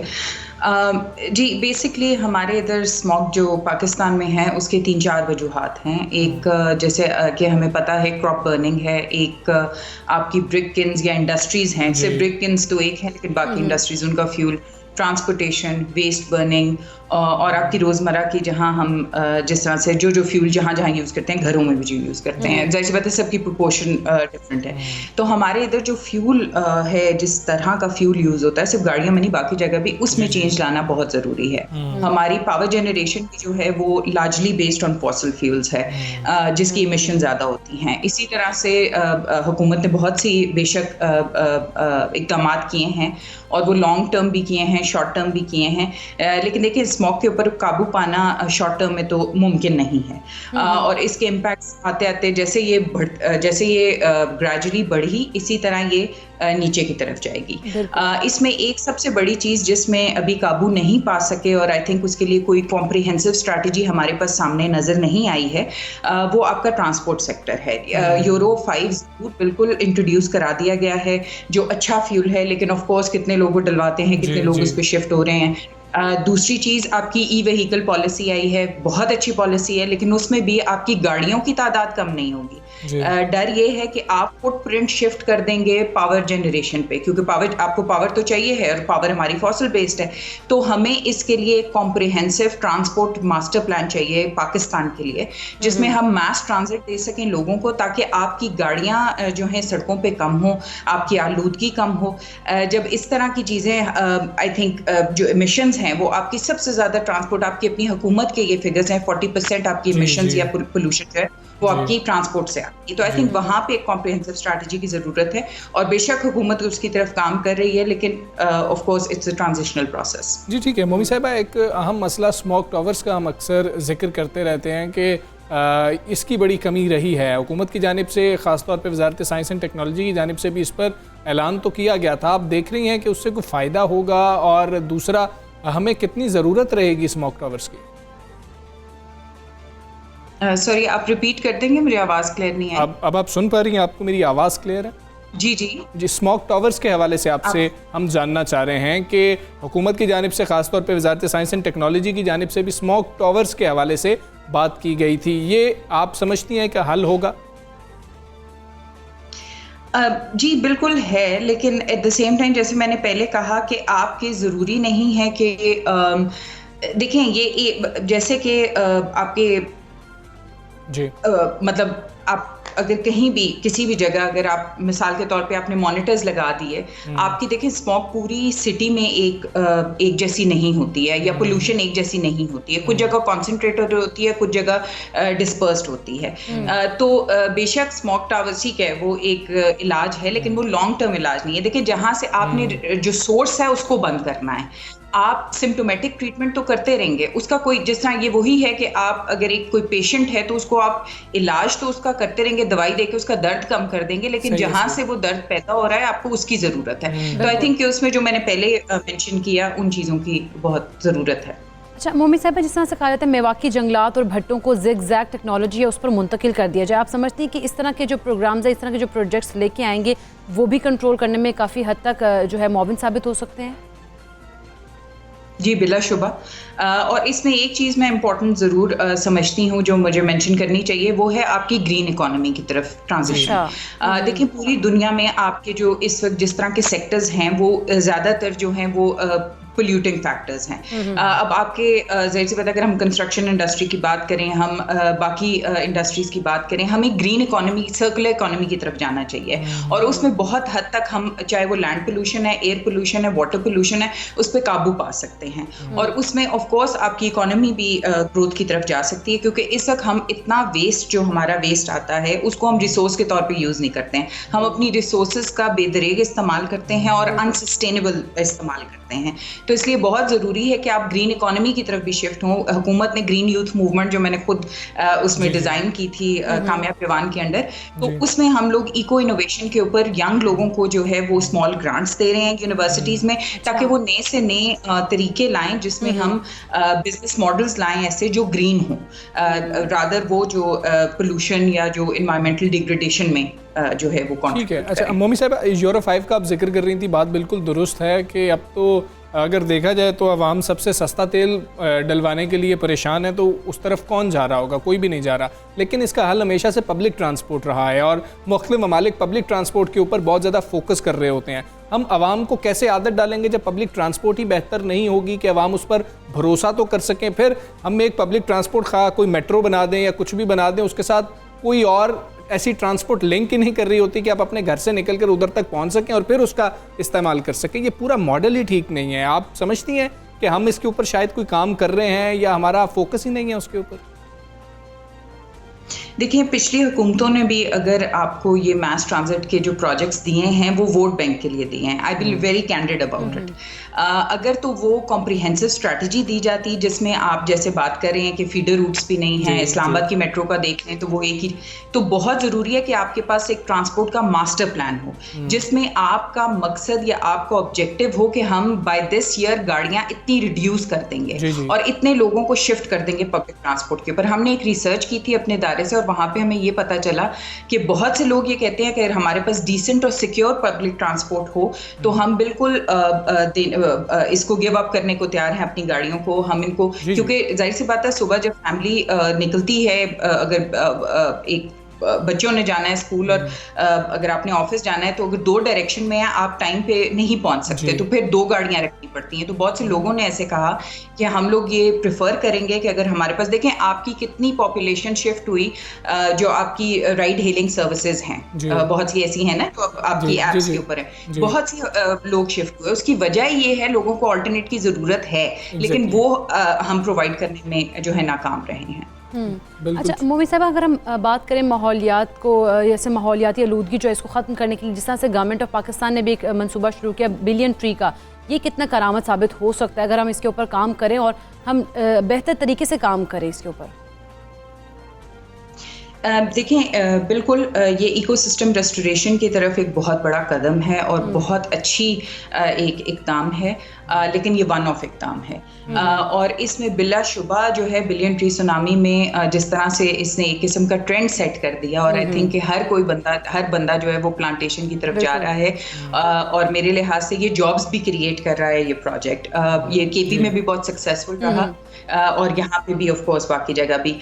इसमें एक और चीज़ इंक्लूड करने की शहरी इलाकों में ज़रूरत है, क्योंकि शहरी इलाकों का जो फॉरेस्ट है वो सबसे, या जो ग्रीन कवर है वो सबसे ज़्यादा कम हो रहा है। और उसमें अगेन लिंक ट्रांसपोर्टेशन का है कि आप ट्रांसपोर्ट का इंफ्रास्ट्रक्चर बनाते हैं और साथ साथ आप कटाई करते जाते हैं दरख्तों की। तो उसमें बहुत ज़रूरी है कि एग्जिस्टिंग आपका जो अर्बन ग्रीन कवर है उसको आप प्रोटेक्ट करें। तो ये एक पिलर थोड़ा सा वीक है इसमें, otherwise I think it's a great program और ये जाहिर सी बात है इंटरनेशनली भी इसको बहुत ज़्यादा रिकग्निशन है। अच्छा मोमी साहब, इनफरादी तौर पर बात कर लेते हैं। हमारे इनफरादी तौर पर रवैया भी बेहतर नहीं है और हम शायद पोल्यूशन को समझ भी नहीं पा रहे हैं, वो एजुकेट भी नहीं शायद लोगों को किया जा सका आज तक, या लोग समझने को तैयार नहीं है। कूड़े को आग लगाना जुर्म है, हम मुख्तलिफ बिन्स हैं उन पे देखते हैं और उन्हीं बिन्स के अंदर जो है हम देखते हैं कि अमला ही आकर आग लगा रहा होता है उसको। हम आज तक यही अंडरस्टैंड नहीं कर सके इनफरादी तौर पर हमारे रवैये कैसे होने चाहिए, और घरों में जो हम छोटी गलतियाँ कर रहे होते हैं और उसका मजमुआ हम फिर ये देखते हैं कि आहिस्ता आहिस्ता बड़े लेवल पे जाते जाते स्मोग और मुख्तलिफ माहौलियाती आलूदगी का हमें सामना करना पड़ता है। हम उनको क्या दुरुस्त कर सकते हैं इनफरादी तौर पर? इनफरादी तौर पे ऑफ कोर्स आप लोगों को अपना फुटप्रिंट देखना चाहिए है, चाहे वो आपका प्लास्टिक के इस्तेमाल का है, चाहे आपका पोल्यूशन पैदा करने का, एमिशंस का है। देखें, आप अपनी ज़िंदगी को जो है कम से कम रिसोर्सेज इस्तेमाल करें। हमारे बड़े बुजुर्ग हमेशा चीज़ ज़ाया करने को बुरा समझते थे और अगर हम वही फ़िलासफ़ी अपने साथ लेके चलें तो वो बहुत इम्पॉर्टेंट है। उसमें रीयूज़ का बहुत ज़्यादा जो है वो कंट्रीब्यूशन है। हम अगर कोई भी चीज़ जो है वो इस्तेमाल करते हैं, जिस तरह हमने प्लास्टिक की पोल्यूशन की बात की तो आप थैले वही इस्तेमाल करें। इसी तरह अगर आप गाड़ी का इस्तेमाल है तो वो कम से कम करें आप अपनी, बल्कि आपकी सेहत के लिए बेहतर है कि आप पैदल चलें। फिर आपकी एक सोशल टेबू बहुत ज़्यादा है जो हमें ख़त्म करने की ज़रूरत है। एक सोशल क्लास गाड़ी या आपकी ट्रांसपोर्टेशन के साथ सोशल क्लास को लिंक कर दिया गया है, उसको ख़त्म करने की ज़रूरत है और वो हम एज इंडिविजुअल कर सकते हैं। हम किसी को जज ना करें कि अच्छा ये बंदा टैक्सी पे आया या गाड़ी पे आया, ये जो हमारे इधर कॉन्सेप्ट है जो वेस्ट में नहीं है, जिसकी वजह से वहाँ पे ज़्यादा लोग पब्लिक ट्रांसपोर्ट यूज़ करते हैं, यहाँ पे उसको बहुत लिंक कर दिया। फिर सिक्योरिटी का इशू है ऑफ कोर्स, लेकिन आई थिंक इंडिविजुअली हम बहुत से ऐसे स्टेप्स उठा सकते हैं जिसमें हम पोल्यूशन को, चाहे वो लैंड है, एयर है और वाटर है, उसको कम कर सकते हैं और कम से कम रिसोर्सेज का ज़िया जो है वो करें, ताकि अगली हमारी आने वाली नस्लों के लिए भी जो है रिसोर्सेज और ये दुनिया बेहतर जगह बच सके। बिल्कुल मोमी साहब, जैसे इंडिविजुअली भी हमने बात की, हमने वैसे भी स्टेट लेवल पे बात की। अब अगर हम इस सीज़न की बात करें, क्योंकि अभी हम लोग तो लॉन्ग टर्म प्लानिंग कर रहे हैं, अभी तो ये अगर हम बात करें इस सीज़न की तो स्मोक का ख़तरा अभी भी बरकरार है। अभी इस वक्त हुकूमती सतह पर क्या इक़दाम करने होंगे कि हम इसको अभी से जो है वो कंट्रोल कर सकें? देखिए हुकूमत ने बिल्कुल देखें शेडर्स दिए हैं 500 फार्मर्स को, जो बड़े फार्मर्स हैं, और वो छोटे फार्मर्स भी रेंट कर सकते हैं, जो कि आपका जब स्टबल बर्निंग होती है क्रॉप की उसको जो है ख़त्म। अब सिर्फ इम्प्लीमेंटेशन के ऊपर जोर देना है। उसके अलावा आपकी जो ट्रांसपोर्ट है उसमें अगर ये लोग फ़िलहाल के लिए, मतलब शॉर्ट टर्म के लिए, अगर ऑड इवन कार्स का वो देख लें, या आप एक घर में एक गाड़ी इस्तेमाल हो, या कोविड की वजह से भी हमने डिजिटल एजुकेशन की तरफ गए, अभी दोबारा मंडे से स्कूल खुल रहे हैं, लेकिन अगर हम किसी तरह उसको सिर्फ स्मोक के सीजन में लाहौर में कर्टेल कर सकें, क्योंकि देखें बच्चे बाहर जाएंगे, गाड़ियां इस्तेमाल होंगी और सबसे बड़ी बात उनकी अपनी सेहत के लिए बहुत मुज़र चीज़। तो इस तरह के बहुत छोटे छोटे इक़दाम हैं जो शॉर्ट टर्म आप कर सकते हैं, और लॉन्ग टर्म तो हम ऑलरेडी बात कर चुके हैं। जी ठीक है मोमी साहिबा, बहुत शुक्रिया आपका। सबसे पहले पाकिस्तान बात कर रही थी और बड़ा अहम है हमें इन चीज़ों को अंडरस्टैंड करना। हम अगर बात करें हम स्टेट पर और हुकूमत पर तो बहुत ज़्यादा सवालात उठाते हैं, उठाने भी चाहिए, चलें ठीक है, बेहतरी के लिए तनकीद करनी भी चाहिए, अपने ऊपर भी हम देख रहे हैं कि हम क्या कर रहे हैं। ऐसा मैं हमेशा कोट भी करता हूँ और मुझे हमेशा वो वाक़या याद आ जाता है कि एक जब ये लाहौर में मेट्रो बस बन रही थी ना, ये फ़िरोज़पुर रोड के ऊपर जो है ये बन रही थी, एक जो तनकीद इसके ऊपर हो रही थी, बाकी तनकीद चलें जो भी है कि इसकी ज़रूरत थी नहीं थी, इसके ऊपर करप्शन हुई नहीं हुई, महंगी थी नहीं थी, ये सब कुछ एक अपनी तरफ। एक तनकीद ये हो रही थी कि जिसकी मुझे आज तक समझ नहीं आई, और ये सियासी मुखालिफिन की जानिब से प्रेस कॉन्फ्रेंस के अंदर भी बात की गई थी उस वक्त, जो मुझे आज भी मैं करूँ तभी मैं मुस्कुरा रहा हूँ। वो ये था कि जी कि इसको क्योंकि रोड को कर दिया गया था signal free,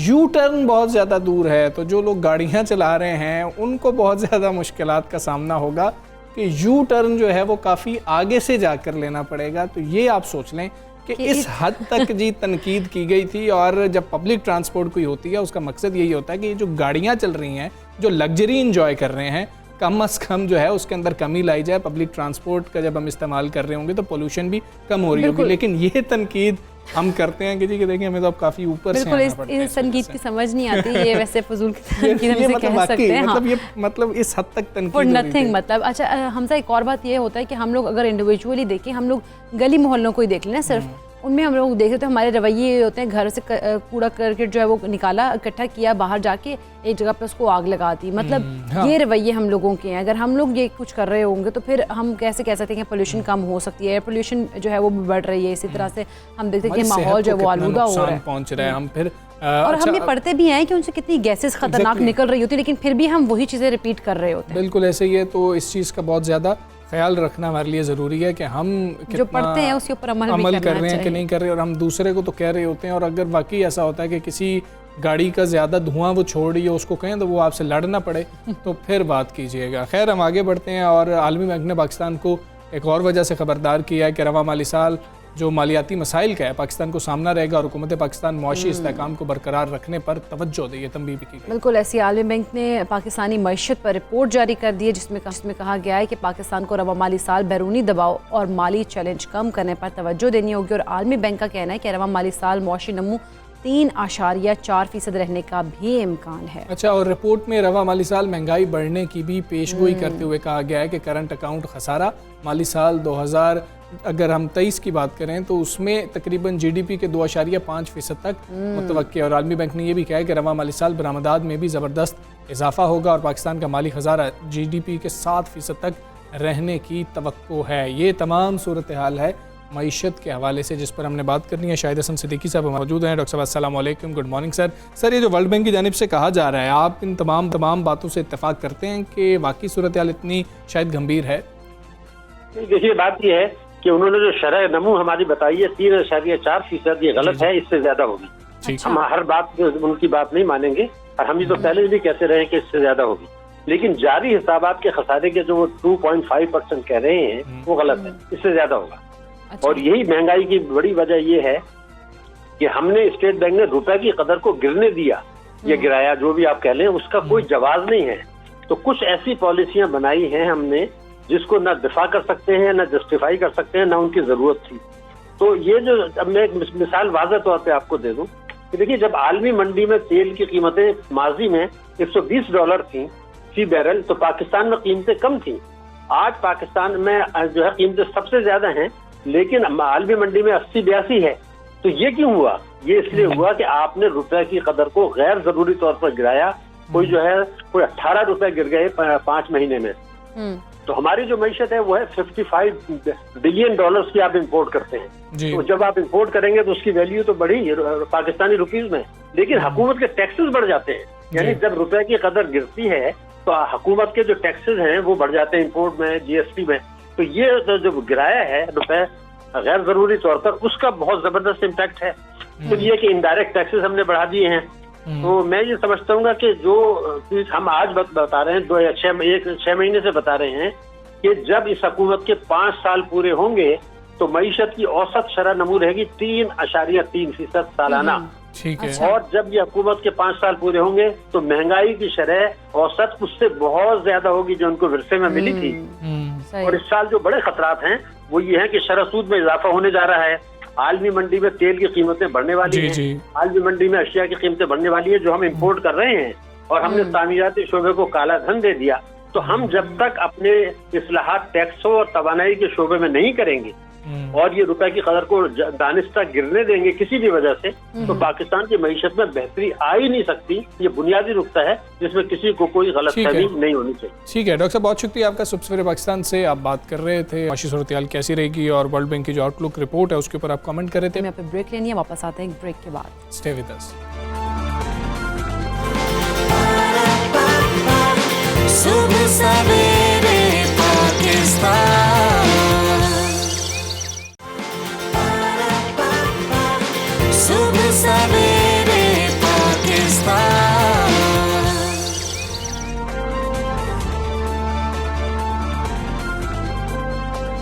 welcome back to सुबह सवेरे पाकिस्तान, और हम बात करेंगे NDMA की जानिब से हर साल अक्टूबर यानी 8 अक्टूबर आज के दिन नेशनल रेजिलियंस डे के तौर पर मनाया जाता है। आज के दिन को इसका मकसद जो है पाकिस्तान में तमाम कुदरती आफात की मुतासरीन बिलखुसूस 8 अक्टूबर 2005 के ज़लज़ला मुतासरीन के साथ इजहार यकजहती और अवाम में आफात से निमटने के हवाले से आगाही और शऊर उजागर करना है। बड़ा खौफनाक ज़लज़ला था और बड़ा दर्दनाक वो मतलब के वक्त था। हमें ज़िंदगियों में कभी ऐसी आफत देखने को ना मिले, अल्लाह करे। और वो बहुत ही दिल को दहला देने वाला ज़लज़ला भी था। मुझे तो वो सारा वाक़या याद है। मुझे तो बिल्कुल इसलिए भी नहीं भूलता, वैसे उन दिनों एग्जाम्स हो रहे थे एग्जैक्टली स्कूल्स में एग्जाम भी होते, लेकिन जो पूरा वाक़या है ये मुझे इसलिए भी याद है और ये मुझे मतलब भूल भी नहीं सकते, क्योंकि हमारी अपनी फैमिली के बहुत ज़्यादा जो लोग हैं तो वो इसमें जो है वो वफात पा गए थे। 135 के राउंड अबाउट जो लोग थे वो तो इतने ज़्यादा ताल्लुक कश्मीर से ही है। और वहाँ पर हम जानते हैं कि मुजफ्फराबाद में खुसूसी तौर पर जो तबाही हुई थी, इसके बाद आप ये वो चंद मनाजिर वो देख सकते हैं कि 8 अक्टूबर के ज़लज़ले के बाद के मनाजिर, और बहुत ही तबाह हो गया। रास्ते नहीं थे, मवासलाती जो निज़ाम है वो सब कुछ ख़त्म हो गया था। मतलब वहाँ पर कुछ ऐसा लगा था कि यहाँ पे ज़िंदगी दोबारा बहाल हो ही नहीं सकती है, इस तरह का मतलब तासुर आपको मिल रहा था। लेकिन अब अगर हम देखें तो जिस तरह से काम किया NDMA की जानिब से बहुत ज़्यादा काम किया गया, गवर्नमेंट ने बहुत सारा काम इस पर किया, और अब जो है वहाँ पर हम देखते हैं लगता ही नहीं कि यहाँ पे ऐसी सूरत हाल कभी हुआ करती थी। इस तरह से चीज़ें जो है वो फैमिलीज़ हैं। अगर आप उनकी स्टोरीज़ उस दिन के हवाले से देखें तो आप मतलब आज भी आपके रोंगटे खड़े हो जाते हैं। मतलब शहरों में रहते हुए खुसूसी तौर पर अगर हम लाहौर में उस वक्त मुकीम थे तो इतनी शिद्दत थी और ऐसे ही लग रहा था कि सब कुछ शायद अभी मिलिया मेट हो जाएगा। वो हम सब याद करें तो अभी भी मेरे तो जो रोंगटे हैं वो खड़े हो जाते हैं। बिल्कुल हमजा, इसी दिन के हवाले से हम बात करेंगे। Chairman NDMA general Akhtar Nawaz Satti साहब हमारे साथ मौजूद है। अस्सलाम वालेकुम जनरल साहब, जिस तरह से हम बात कर रहे हैं 8 अक्टूबर के हवाले से नेशनल रेजिलियंस डे मनाया जा रहा है, इस डे को मनाने का मकसद क्या है? जी बहुत शुक्रिया। आज 8 अक्टूबर के हवाले से हम नेशनल रेजिलियंस डे मनाया, जिसका मकसद आज़ाद कश्मीर और खैबर पख्तूनख्वा इस्लामाबाद के उन लोगों से हज़ार यकजहती करना है जिनके अजीज़ व अकारिब 2005 के ज़लज़ले में उनसे बिछड़ गए थे। इसका दूसरा मकसद जो है वो पाकिस्तान के अवाम ने हमेशा जो अज़्म व हिम्मत दिखाया है आफात के सामने, उसको एक्नॉलेज करना है और उसकी सलाहियतों को मज़ीद बेहतर करना है।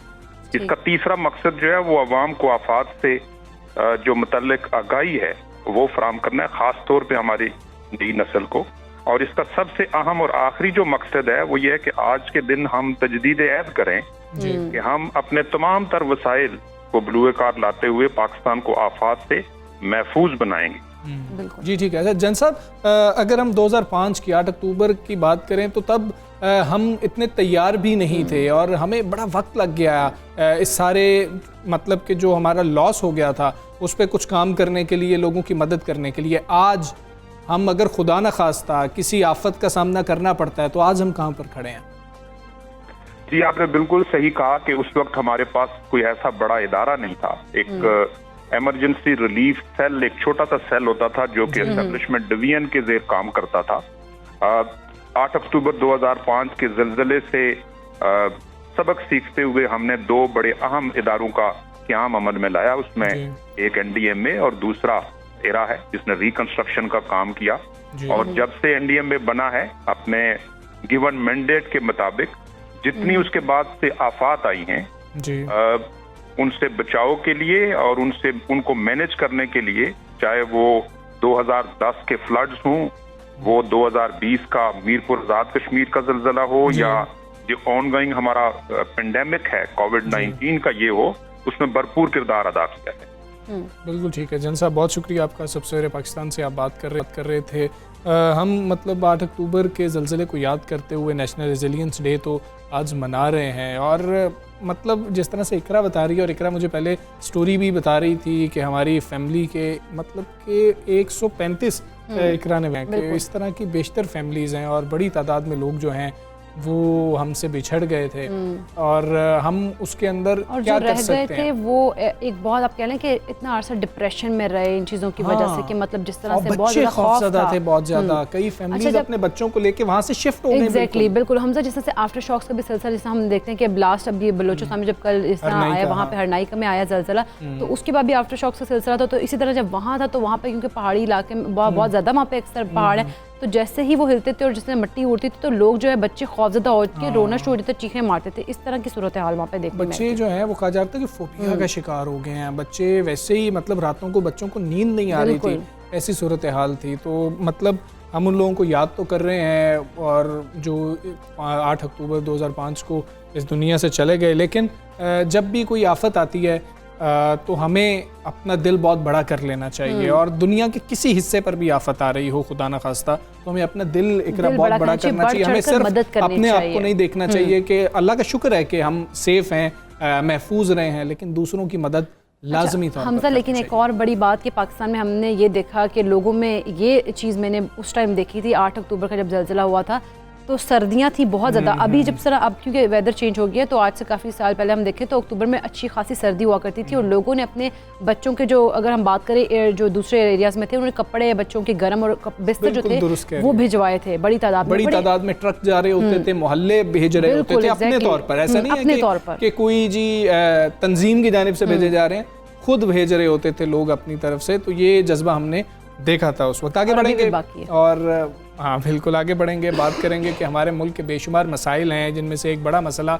बेरोज़गारी का भी है। मगर मुल्क की मईशत उतनी तवाना नहीं है और ना ही उसमें इतनी वसअत है कि करोड़ों बेरोज़गार जो नौजवान हैं, लोग हैं, उनको अपने दामन में समेट ले और नौकरियाँ मिल। बिल्कुल। अच्छा, ये भी हकीकत है कि बेरोज़गारी के मसले पर कितने ही इजलास सेमिनार्स कर लिए जाएँ और कितनी ही तकरीरें कर ली जाएँ, इस पर काबू पाने का एक ही हल है, वो ये है कि नौजवानों को फ़नी तालीम और तरबियत फराहम करके उन्हें हुनरमंद बनाया जाए। बिल्कुल ऐसे ही है। और इस सारी सिचुएशन के ऊपर कि इसको कैसे हमें बच्चों को जो यूनिवर्सिटीज़ में, कॉलेजेस में तालीम देनी है, वो बच्चे स्किल सीखें और साथ फिर ताकि उनको नौकरियां ढूंढने में मसाइल ना पैदा हो रहे हो, इस पर हमने बात करनी है। हमारे से माहिर में फैसल मंजूर साहब, उनसे बात करेंगे। फैसल मंजूर साहब अस्सलाम वालेकुम, गुड मॉर्निंग। सर ये बताइएगा कि हम बच्चे डिग्रीज़ लेके हाथों में लेके निकल रहे हैं बाहर, लेकिन उनके पास नौकरियां नहीं हैं, और फिर अगर वो कहीं नौकरी लेने के लिए चले जाएं तो स्किल भी नहीं है, सिर्फ ऐसा है कि 16 साल डिग्री है पास। अब इन दोनों का इम्तजाज कैसे मुमकिन होगा?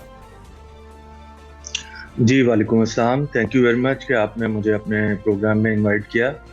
ये बड़ा इंपॉर्टेंट क्वेश्चन है और बड़ा क्रिटिकल क्वेश्चन है if we look at the socio economic situation of Pakistan, कि यहाँ पे एक बहुत बड़ी आबादी की जो तादाद है वो इस ब्रैकेट में आती है कि जो डिपेंडेंट हैं, और उसमें अनपढ़ भी मौजूद हैं और पढ़े लिखे भी मौजूद हैं, और दोनों के लिए जॉब्स का मसला है। और जो आपने फ़नी तालीम की बात की है, तो हम स्किल्स को अनफॉर्चुनेटली पाकिस्तान में सिर्फ मैनुअल स्किल्स तक महदूद कर देते हैं कि उसको हुनर आना चाहिए, जबकि मॉडर्न टाइम्स में जो स्किल्स हैं उसकी और बहुत सारी डेफिनेशंस आ गई हैं कि सिर्फ मैनुअल स्किल्स के अलावा बच्चों को प्रॉब्लम सॉल्विंग, बच्चों को एनालिटिकल स्किल्स, और बच्चों को स्ट्रीट स्मार्टनेस आनी चाहिए, और बच्चों को रिफ्लेक्शन की स्किल आनी चाहिए, उनके पास प्रेजेंटेशन की स्किल हो। बहुत से बच्चों के पास, जैसे आपने कहा, डिग्रीज होती हैं लेकिन वो प्रैक्टिकल नॉलेज नहीं है। तो यूनिवर्सिटीज का रोल इसमें ये आएगा कि वो आइडेंटिफाई करें कि अभी चेंजिंग टाइम्स के साथ जो नया स्किल सेट चाहिए जॉब मार्केट को, उसको आइडेंटिफाई करना है। सबसे पहले तो नीड एनालिसिस किया जाए कि आने वाले 5 सालों में कौन सी स्किल्स चाहिए होंगी जॉब मार्केट में, और जो बच्चे आज एनरोल हो रहे हैं यूनिवर्सिटीज में, उनको 4 साल उन स्किल्स के लिए, उन स्किल्स के साथ तैयार किया जाए। ये सबसे इम्पोर्टेंट चीज है। और दूसरा ये है कि स्किल सेट क्योंकि बड़ी तेजी से तब्दील हो रहा है, जो जॉब्स आज एग्जिस्ट कर रही हैं, आज से 5 साल बाद वो जॉब्स एग्जिस्ट नहीं करेंगी।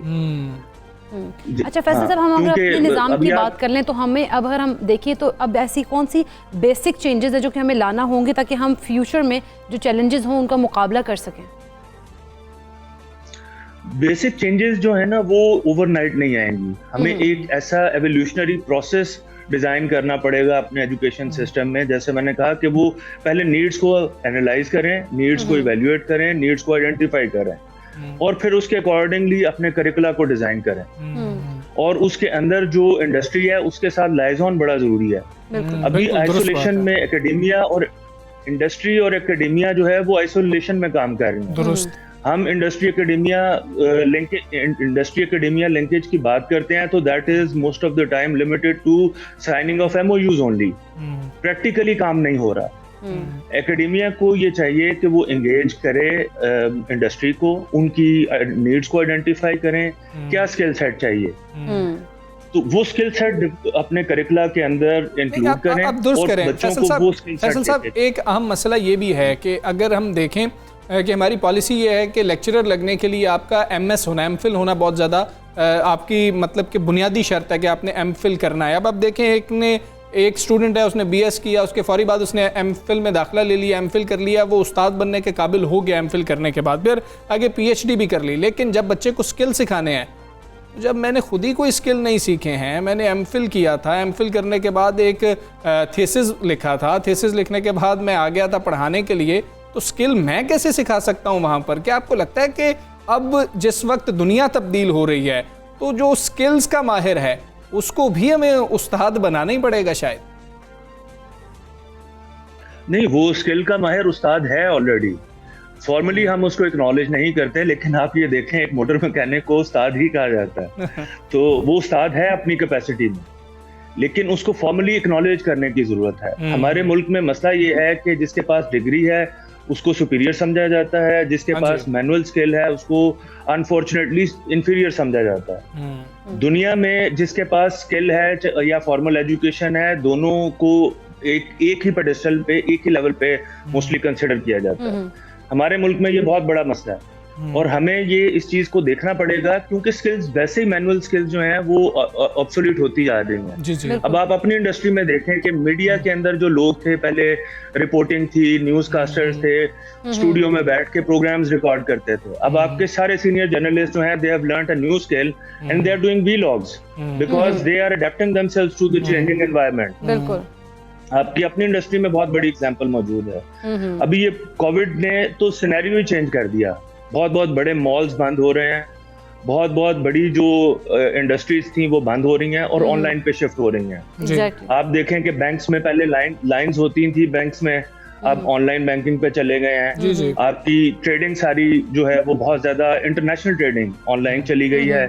कस्टमर और क्लाइंट का जो है वो इंटरेक्शन कम हो गया। तो अब नई स्किल्स के साथ बच्चों को इक्विप करना पड़ेगा ताकि वो इंटरनेशनल मार्केट के साथ अपने आप को शाना बिशाना चला सकें। बिल्कुल ठीक है। अच्छा फैसल साहब, आप ये बात दुरुस्त कह रहे हैं, लेकिन क्या ये सब कुछ करना इतना आसान ही है जैसे हम गुफ्तगू कर रहे हैं, या फिर ये बहुत ज़्यादा मुश्किल है? और फिर ख़ासतौर पे यूनिवर्सिटीज़ के अंदर देखें तो बात ये आती है कि प्रोफेसर हजरात भी नहीं चाहते हैं कि हमारे अलावा कोई ऐसा स्किलफुल शख्स ही वहाँ पर आ जाए। ये तनकीद होती है बाकायदा तौर पर, जो स्टूडेंट्स भी आज के कर रहे हैं और जिनके पास स्किल सेट मौजूद है वो लोग भी ये बात कर रहे होते हैं। ये आपको लगता है तनकीद दुरुस्त है?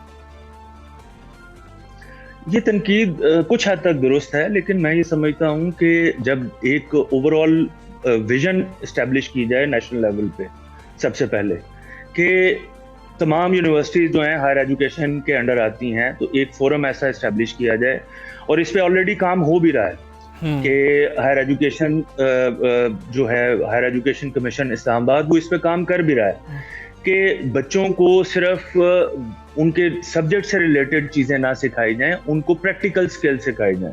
तो इस पे ऑलरेडी काम हो रहा है।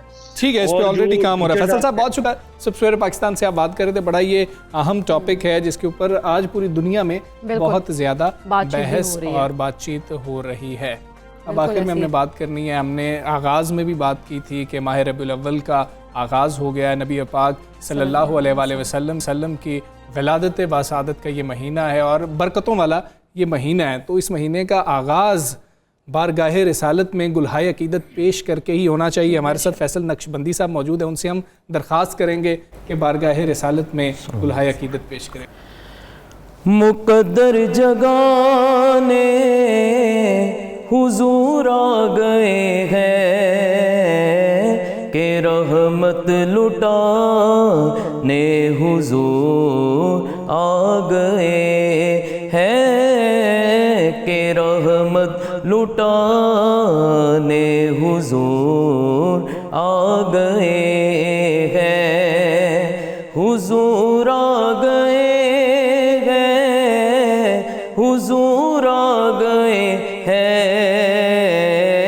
हुजूर आ गए हैं, हुजूर आ गए हैं कि रहमत लुटाने हुजूर आ गए हैं। न छुप छुप के बैठो अरे गम के मारो, न छुप छुप के बैठो अरे गम के मारो, गमों से बचाने हुजूर आ गए हैं, गमों से बचाने हुजूर आ गए हैं, हुजूर आ गए हैं, हुजूर आ गए हैं। जिसे कोई मुँह ना लगाता था उसको, जिसे कोई मुँह ना लगाता था उसको, गले से लगाने हुजूर आ गए हैं, गले से लगाने हुजूर आ गए हैं, हुजूर आ गए हैं, हुजूर आ गए हैं। और ज़माने के शाहों तुम्हें क्या मैं समझूं, ज़माने के शाहों तुम्हें क्या मैं समझूं, मेरी इज्जत बढ़ाने हुजूर आ गए हैं कि इज्जत बढ़ाने हुजूर आ गए हैं, हुजूर आ गए हैं, हुजूर आ गए हैं, हुजूर आ गए हैं, हुजूर आ गए हैं। हवाए मुअत्तर ये क्यों हो रही है, हवाए मुअत्तर ये क्यों हो रही है। तो बोले दीवाने हुजूर आ गए हैं, तो बोले दीवाने हुजूर आ गए हैं, हुजूर आ गए हैं, हुजूर आ गए हैं कि रहमत लुटाने हुजूर आ गए हैं। माशाल्लाह, सुभान अल्लाह, सुभान अल्लाह। फैसल नक्शबंदी साहब, बहुत शुक्रिया आपका। आप सब सवेरे पाकिस्तान का हिस्सा बने और हदिया नात पेश कर रहे थे। हमने अपनी कोशिश की, हम सब ने अपनी कोशिश करनी, और दुरूद पाक का जो सिलसिला जिस तरह से इकरा ने प्रोग्राम के आगाज़ में कहा था वो जारी रहना चाहिए। अभी आप हमें इजाज़त दीजिए, अपना बहुत ख्याल रखिए। अल्लाह हाफ़िज़।